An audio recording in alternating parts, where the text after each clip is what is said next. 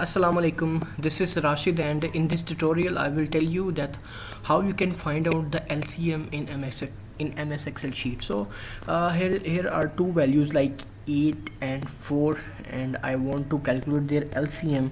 So I will just start the formula by is equal to LCM parentheses open first cell and my other cell. Okay, and it is saying that 8 is the LCM for both the numbers, and I can just drag out these this formula, and it is saying me that for 15 and 15 is the LCM, for 20 and 30 60 is the LCM for both numbers. So this is the way by which you can find out the LCM in MS Excel sheet. So this is all for this tutorial, and inshallah in the next one we are going to learn about numbers, that how we can format the numbers.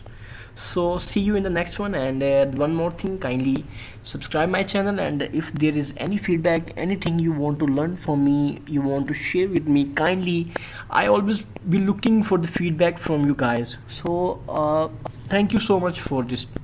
Thank you.